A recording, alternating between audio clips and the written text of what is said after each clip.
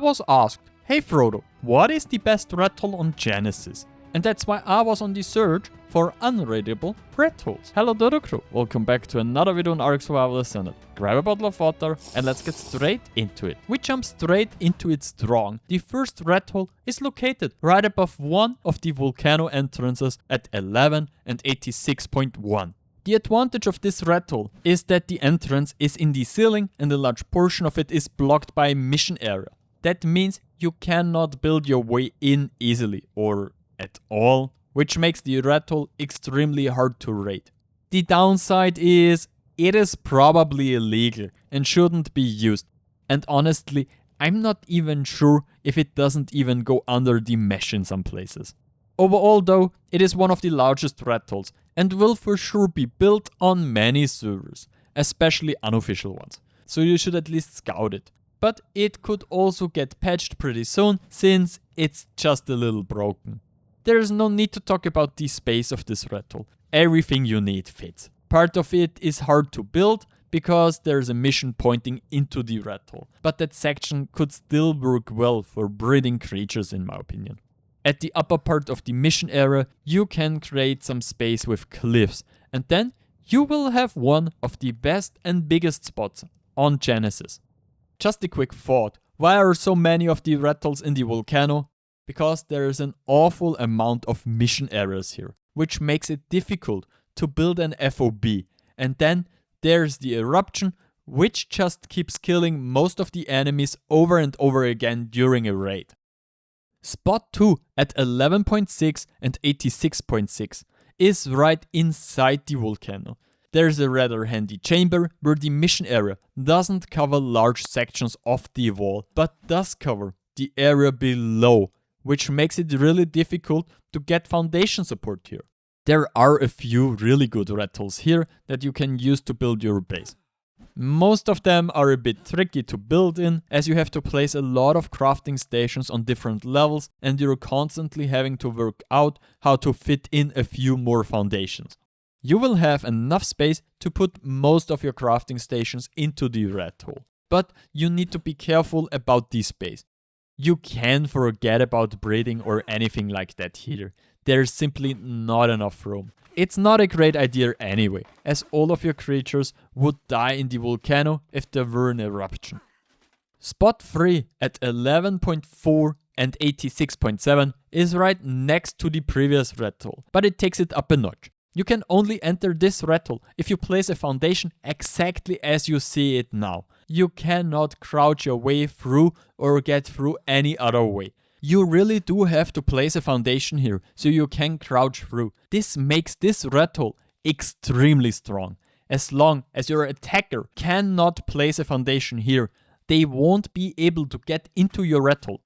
You can either build this one and the previous Rathole together, as they are very close to each other, or you can simply make use of the different levels you can build within this Rathole. Once again, only crafting stations fit in here, but no creatures, just like in all volcano Ratholes. I reckon these Ratholes are extremely powerful for solo players or duos looking to build themselves on a small tribe server or a duo cluster. Are you tired of playing alone on a dead server? Sick of lag, wipes and admins who never show up?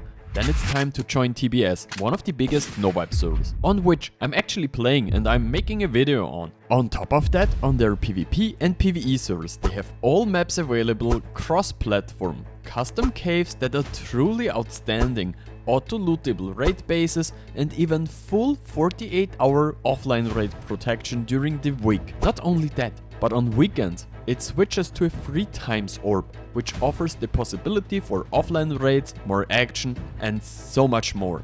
A maximum of 4 players per tribe is allowed and there are cash prizes for the best tribes. Your starter kits and a bunch of other things are designed to help new players get started on these servers. And if you don't feel like defending your base at 3 AM in the morning, there are a bunch of other things that make it possible for players with jobs or normal lives to play. On top of that, if PvP isn't your thing, why not join one of their PvE servers? Use the code Frodo in the TBS store to get 10% off on your purchase. Join TBS ARK and I'll see you on the cluster.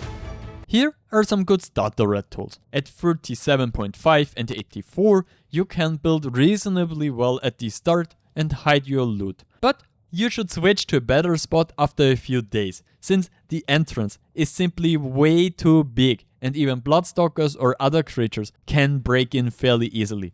You can place plenty of foundations here on multiple levels though, which means you can set up crafting stations or even breed small creatures. I think this spot is especially good when you're setting up your forges and farming your first metal while getting turrets and other stuff, so you can then move to a better location. Spot 5 at 38.5 and 84.2 is directly opposite of spot 4 and works exactly the same as the previous spot. So here you can set up crafting stations and breed small creatures. Perfect when you're starting out building forges or farm metal. Spot 6 at 37.7 and 85 is nothing special. We know these spots from Aberration or other maps, where you just have a small niche to hide your stuff and won't be found immediately at the start when you're smelting metal. Apart from a few crafting stations, you cannot fit much in here. But I wouldn't stay too long either. Just use this spot at the beginning and then look for a better one. By the way, I'm at around 10k subs. My goal is to hit 20k subs by the end of the year. So if you enjoy these guides, hitting subscribe would really help. As a thank you, I'm giving away 3 Tides of Fortune DLCs. Just subscribe, leave a comment and post a screenshot as proof in my giveaway channel on Discord. The winner will be drawn at the end of the month. Good luck! I personally really like spots like this one at 39.8 and 86. Because they're a bit funny. Many of these spots are good, simply because no one figures them out.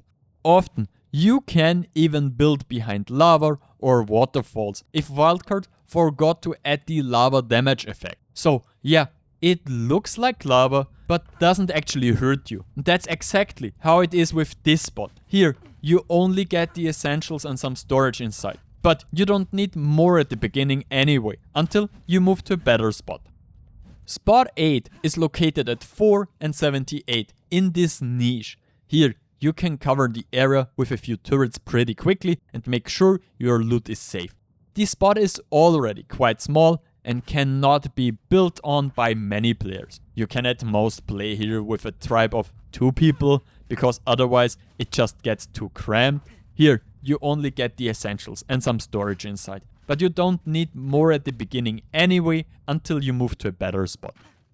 With spot 9 at 65.1 and 81.3, we're switching to the bog. Honestly, I don't know what you're supposed to do with this spot, but I found it's funny, so I included it in this video. You cannot walk into this spot, which means if it were slightly bigger, it would be extremely powerful. So how do you get in? Pretty simple. Place a foundation in the spot, then put a teleporter on top of the foundation. If you now have a teleporter outside, you can teleport yourself into the spot and walk around. Is the spot illegal? Pretty sure yes. Is it funny to build on? Yup. The last spot at 82 and 82 is in what I will just call the bog cave. Here you can find some good Ratholes in the ceiling. There are several decent holes where you can build a small base. Just like that level, where you can build a small base with a few foundations without being found right away.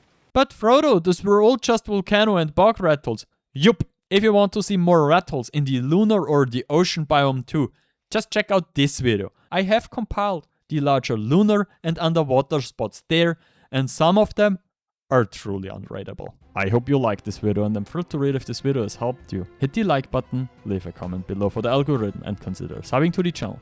Alright, Frodo.